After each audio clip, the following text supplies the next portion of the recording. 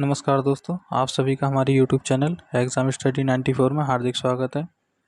उम्मीद करते हैं आपने हमारी पहली वीडियो देख ली होगी, जिसमें हमने हिंदी भाषा का उद्भव, विकास एवं प्रमुख बोलियों के अंतर्गत भाषा शब्द की उत्पत्ति, भाषा के रूप, हिंदी भाषा का उद्भव एवं विकास, भारतीय आर्य भाषा तथा राजभाषा के रूप में हिंदी तथा देवनागरी लिपि को विस्तार से पढ़ाया था।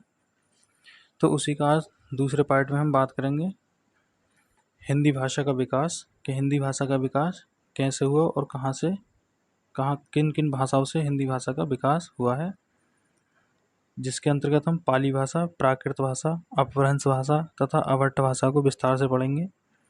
उसके बाद हम हिंदी भाषा शब्द की उत्पत्ति, कि हिंदी शब्द की उत्पत्ति कैसे हुई, प्रमुख बोलियाँ तथा आधुनिक भारतीय आर्य भाषा काल पढ़ेंगे।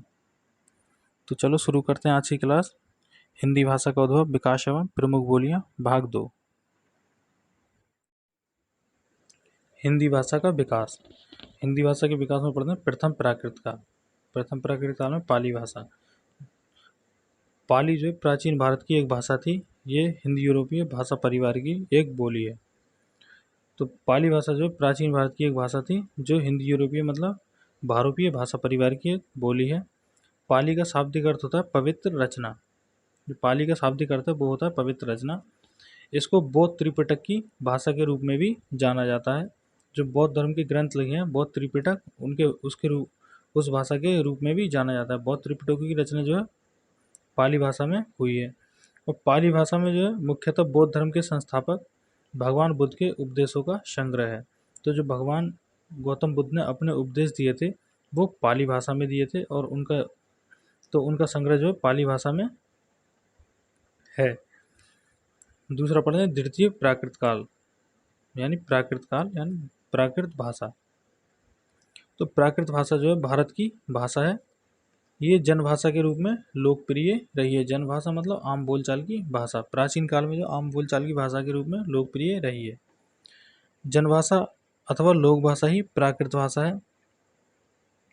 इस लोक भाषा में प्राकृत का समृद्ध साहित्य रहा है। तो लोक भाषा में जो समृद्ध साहित्य रहा है प्राचीन काल में, ये जैन आगमों की भाषा मानी जाती है। तो जैन धर्म में जो प्राचीन काल में जैन धर्म था, उसमें जैन जो मुनि हुए उनकी जो भाषा प्राकृत भाषा मानी जाती है। तो जैन धर्म में भगवान महावीर ने इसी प्राकृत भाषा के अर्धमागधी रूप में अपना उपदेश दिया था। तो भगवान महावीर ने प्राकृत भाषा के किसमें अर्धमागधी रूप में अपना उपदेश दिया था।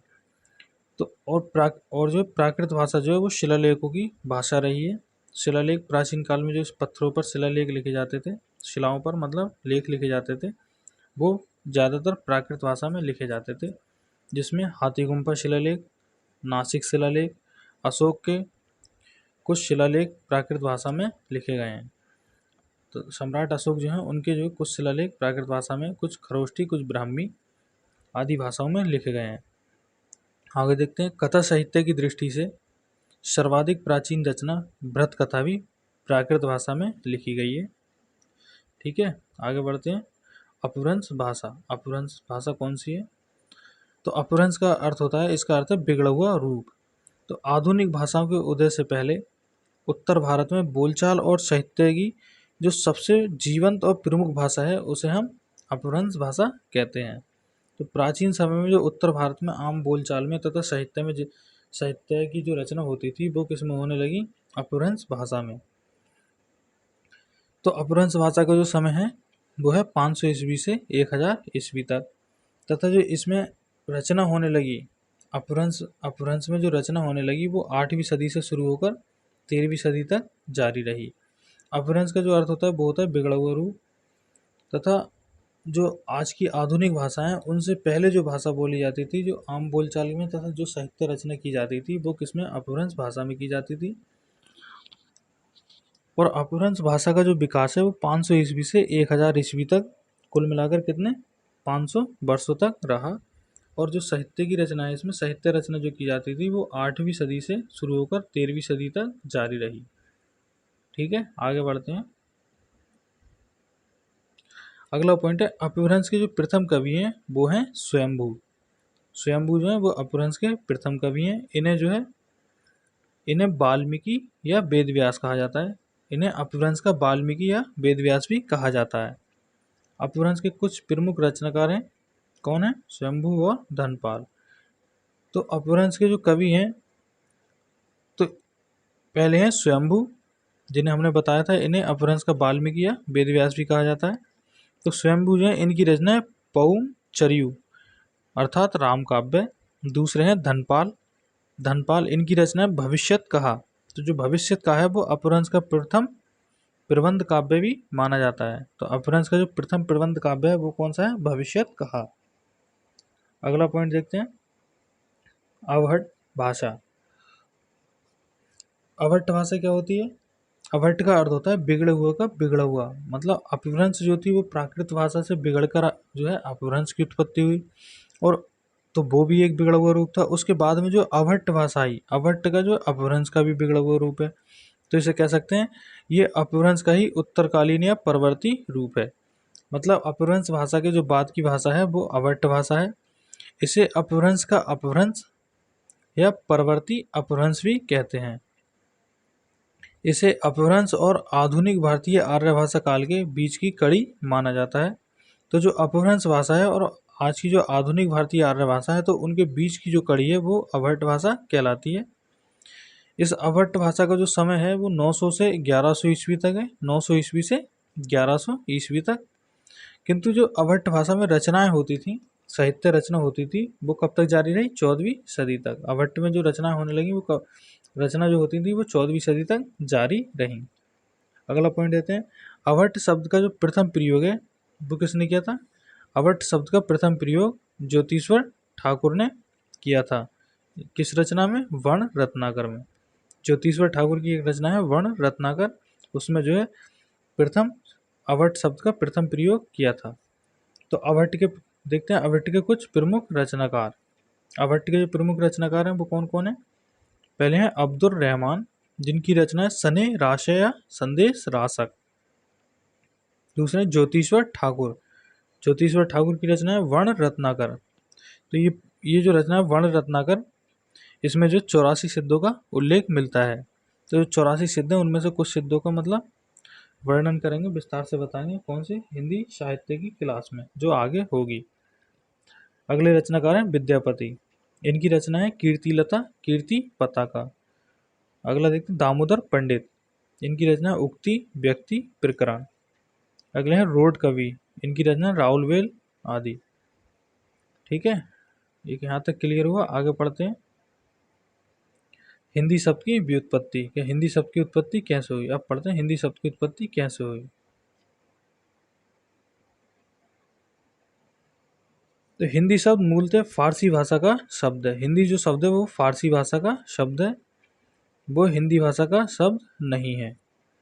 हिंदी शब्द का जो जन्म हुआ है, हिंदी शब्द का जो जन्म हुआ है वो संस्कृत भाषा के सिंधु शब्द से हुआ है। किससे? संस्कृत भाषा के सिंधु शब्द से। और इसका पहला प्रयोग जो है ईरान के निवासियों ने किया था। जो हिंदी का जो पहला प्रयोग है वो किसने? ईरान के निवासियों ने किया था। ईरानी सिंधु नदी को, मतलब जो सिंधु है वो सिंधु नदी का वर्णन है। तो ईरानी सिंधु को जो है हिंदू कहते थे। फिर ये हिंदू से हिंद बना और बाद में संबंध कारक होता है उसके प्रत्यय ई लगाने से हिंदी शब्द बन गया। क्या बना? हिंदी शब्द। इस प्रकार हिंदी शब्द की उत्पत्ति हिंद देश के निवासियों के अर्थ में हुई। देखते हैं हिंदी शब्द, पहले सिंधु शब्द, सिंधु से फिर हिंदू बना, हिंदू से जो है हिंद प्लस ई, तो इसके बाद में जो बना दोनों को जोड़ने के हिंद प्लस ई हिंदी, क्या हुआ? हिंदी। संस्कृत भाषा को हिंदी की आदि जननी कहते हैं। संस्कृत जो भाषा है वो हिंदी की आदि जननी कहलाती है, तथा संस्कृत भारत की आर्य भाषा या देव भाषा भी कहलाती है। संस्कृत भाषा जो है वो भारत की आर्य भाषा या देव भाषा भी कहलाती है। अगला पॉइंट देखते हैं, हिंदी नाम देने में महत्वपूर्ण योगदान अबुल हसन और अमीर खुसरो का है। जो हिंदी नाम दिया था उसमें महत्वपूर्ण योगदान किसका है? अबुल हसन और अमीर खुसरो। अमीर खुसरो तोताए हिंद। ठीक है, अगला पॉइंट पढ़ते हैं तैमूर लंग। अगला पॉइंट पढ़ते हैं, तैमूर लंग के पोते सरफुद्दीन यजदी ने, जो तैमूर लंग का पोता था सरफुद्दीन यजदी, उसने सन 1424 ईस्वी में जफरनामा नामक पुस्तक लिखी थी। तैमूरलंग के पोते शरफुद्दीन यज़दी ने सन 1424 ईस्वी में कौन सी पुस्तक लिखी? जफरनामा, जिसमें हिंदी शब्द का सबसे पहले प्रयोग किया गया। तो हिंदी शब्द का सबसे पहले प्रयोग कहाँ किया गया? जफरनामा पुस्तक में, जो किसने लिखी? शरफुद्दीन यज़दी ने। वो कौन थे? तैमूरलंग के पोते। और कब रचना की इस पुस्तक की? 1424 ईस्वी में। आगे पढ़ते हैं आधुनिक भारतीय आर्य भाषा काल। शब्द की उत्पत्ति शौरसेनी अपभ्रंश से मानी जाती है। शौरसेनी अपभ्रंश के अंतर्गत 5 उपभाषाएं तथा 17 बोलियां आती हैं। जो शौरसेनी अपभ्रंश है उसके अंतर्गत 5 उपभाषाएं तथा 17 बोलियां आती हैं। तो देखते हैं कौन कौन सी उपभाषाएं और कौन सी 17 बोलियां हैं। तो इसमें अपभ्रंश देखते हैं शौरसेनी अपभ्रंश, मागधी अपभ्रंश, अर्धमागधी अपभ्रंश, ब्राह्मण अपभ्रंश, महाराष्ट्रीय अपभ्रंश और पैशाची अपभ्रंश। तो इसके अंतर्गत देखते हैं शौरसेनी अपभ्रंश के अंतर्गत कौन कौन सी भाषाएं हैं। पश्चिमी हिंदी, राजस्थानी हिंदी, गुजराती और पहाड़ी। दूसरा मागधी अपभ्रंश, इसके अंतर्गत बिहारी, बांग्ला, उड़िया और असमिया। तीसरा है अर्धमागधी अपभ्रंश, इसके अंतर्गत आती है पूर्वी हिंदी। चौथा है ब्राह्मण, इसके अंतर्गत आती है सिंधी। पांचवा है महाराष्ट्री, इसके अंदर है मराठी। छठा है पैशाची, पैशाची के अंदर आती है लहंदा या पंजाबी भाषाएं। ठीक है, अगला पॉइंट है डॉक्टर भोलानाथ तिवारी के अनुसार लहंदा और पंजाबी भाषा की उत्पत्ति केकई एवं टक अपभ्रंश से हुई है। तो जो भोलानाथ तिवारी हैं उनके अनुसार जो पंजाबी और लहंदा भाषा है उसकी जो उत्पत्ति मानते हैं ये डॉक्टर भोलानाथ तिवारी वो केकई एवं टक अपभ्रंश से मानते हैं। अगला पॉइंट देखते हैं 5 उपभाषा समूह, जिसमें पश्चिमी हिंदी, राजस्थानी, पहाड़ी, बिहारी और पूर्वी हिंदी तथा 17 बोलियां जो हम आगे पढ़ेंगे अभी इसी वीडियो में, तथा 17 बोलियों को हम हिंदी भाषा का नाम देते हैं। तो 5 उपभाषा समूह हैं जिनमें 17 बोलियां हैं, इन सभी को मिलाकर हम हिंदी भाषा का नाम देते हैं। वो देखो कौन कौन सी हैं। इसमें अपभ्रंश, ठीक है, फिर उपभाषाएं, बोलियां और बोले जाने वाला क्षेत्र। तो जिस अपभ्रंश के अंतर्गत जो उपभाषाएं आती हैं और उस उपभाषा के अंतर्गत जो बोली होती है वो फिर उस जो बोली जिस क्षेत्र में बोली जाती है वो क्षेत्र पढ़ते हैं। देखो पहला है शौरसेनी अपभ्रंश। शौरसेनी अपभ्रंश के अंदर इसमें पहला है पश्चिमी हिंदी, जिसके अंतर्गत 5 बोलियां आती हैं। तो वो 5 बोलियों में पहली है खड़ी बोली, जिसे हम कौरवी भी कहते हैं। कौरवी, तो इसका जो बोले जाने वाला क्षेत्र है वो कौन सा है? खड़ी बोली कहाँ कहाँ बोली जाती है? दिल्ली, मेरठ, सहारनपुर, रामपुर, मुरादाबाद, बिजनौर और अम्बाला क्षेत्र में। दूसरा है ब्रजभाषा, दूसरी बोली है ब्रजभाषा। इसका जो क्षेत्र है आगरा, मथुरा, अलीगढ़, बदायूं, ग्वालियर, ग्वालियर का जो पश्चिमी क्षेत्र है वह, और नैनीताल के क्षेत्र में कौन सी ब्रजभाषा बोली जाती है। नैनीताल का कुछ क्षेत्र जिसमें ब्रजभाषा बोली जाती है। तीसरी भाषा देखते हैं कौन सी है। तीसरी बोली कन्नौजी। कन्नौजी जो कहाँ बोली जाती है? कन्नौज, इटावा, कानपुर, पीलीभीत, शाहजहांपुर का जो क्षेत्र है उसमें कन्नौजी भाषा बोली जाती है। चौथा है बुंदेली। तो बुंदेली का जो क्षेत्र है बुंदेलखंड, झांसी, ग्वालियर, महोबा, भोपाल, सागर और छिंदवाड़ा के क्षेत्र में बुंदेली बोली बोली जाती है। पांचवा है बांगरू, जिसे हरियाणवी भी कहते हैं। इसका जो क्षेत्र है अंबाला, हिसार, करनाल, पटियाला और दिल्ली। दूसरा आता है शौरसेनी अपभ्रंश के अंतर्गत राजस्थानी हिंदी। तो राजस्थानी हिंदी में जो आती हैं 4 बोलियां वो कौन कौन सी हैं?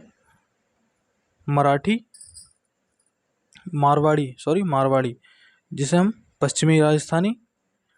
इसके अंतर्गत जो क्षेत्र हैं वो कौन कौन से हैं? जोधपुर, बीकानेर, नागौर, मेवाड़, पंजाब में हिसार और भिवानी का क्षेत्र जहां मारवाड़ी बोली जाती है। सातवां है मेवाती, जो उत्तरी राजस्थानी, जिसे हम उत्तरी राजस्थानी भी कहते हैं। इसका जो क्षेत्र है दिल्ली, गुड़गांव, अलवर और भरतपुर। 8वां है ढूंढाड़ी या जयपुरी, जिसे हम पूर्वी राजस्थानी भी कहते हैं। इसका जो क्षेत्र है वो है जयपुर, अजमेर, किशनगढ़, कोटा, जो कोटा है राजस्थान में वहाँ। और हड़ौती जो है वो इसकी ढूंढाड़ी या जयपुरी की हड़ौती जो है उपबोली है। अगला है मालवी, जिसे हम दक्षिणी राजस्थानी भी कहते हैं। इसका जो क्षेत्र है उज्जैन, इंदौर, रतलाम, चित्तौड़गढ़, होशंगाबाद आदि। तीसरी देखते हैं पहाड़ी हिंदी। ये कौन सी है? तीसरी, ये है तीसरी। ठीक है, तो पहाड़ी हिंदी के अंतर्गत कौन सी आती हैं? 2 बोलियां आती हैं, जिसमें पहली है गढ़वाली। गढ़वाली का जो क्षेत्र है वो है टिहरी, पौड़ी, उत्तरकाशी, देहरादून और हरिद्वार। दूसरा है कुमाऊनी। कुमाऊनी का जो क्षेत्र है वो है नैनीताल, अल्मोड़ा, पिथौरागढ़ आदि। अब देखते हैं मागधी अपभ्रंश। मागधी अपभ्रंश के अंतर्गत कौन कौन सी भाषा बोलियां हैं? इसमें है बिहारी हिंदी, जिसके अंतर्गत 3 बोलियां हैं। बिहारी हिंदी के अंतर्गत कितनी? 3 बोलियां हैं। वो कौन सी हैं? मगही, मैथिली और भोजपुरी। तो मगही जो है, मगही का जो क्षेत्र है वो है पटना, मुंगेर, गया, हजारीबाग, रांची और पलामू का पश्चिमी भाग।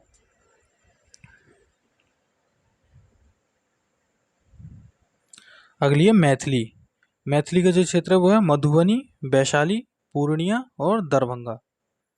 अगली देखते हैं भोजपुरी। ये होगा भोजपुरी से जो है भोजपुरी है ये। भोजपुरी का जो क्षेत्र है वो है बलिया, मिर्जापुर, बनारस, गोरखपुर, आजमगढ़, छपरा और आरा। जो क्षेत्र है वो है भोजपुरी के। फिर देखते हैं अर्धमागधी अपभ्रंश। अर्धमागधी अपभ्रंश के अंतर्गत जो बोलियां हैं वो है पूर्वी हिंदी। पूर्वी हिंदी के अंतर्गत 3 बोलियां आती हैं, जिसमें पहली मतलब 15वें नंबर की अवधी। अवधी का जो क्षेत्र है वो है फैजाबाद, लखनऊ, प्रतापगढ़, गोंडा, उन्नाव, लखीमपुर खीरी। अगली है बघेली। बघेली का जो क्षेत्र है वो देखते हैं रीवी नहीं, ये है रीवा, जबलपुर, बांदा, सतना और बालाघाट। और फिर लास्ट देखते हैं 17वीं छत्तीसगढ़ी। तो छत्तीसगढ़ी का जो क्षेत्र है वो है छत्तीसगढ़ के रायपुर, रायगढ़, दुर्ग, खैरगढ़ और एक स्थान है कोरिया। तो इन क्षेत्रों में जो है ये बोली जाती है। आज की क्लास यहीं एंड होती है। फिर मिलते हैं हम अगली क्लास में हिंदी भाषा का उद्भव, विकास एवं प्रमुख बोलियां भाग 3 में, जिसमें हम उत्तर प्रदेश की प्रमुख बोलियां तथा उनके जो रचनाकार हैं या उस भाषा में जो रचना की हैं और जो कवि हैं उनके बारे में विस्तार से बताएंगे। तो बने रहिए अगली वीडियो के लिए। वीडियो अच्छी लगी हो तो लाइक करें, शेयर करें और चैनल को सब्सक्राइब करें।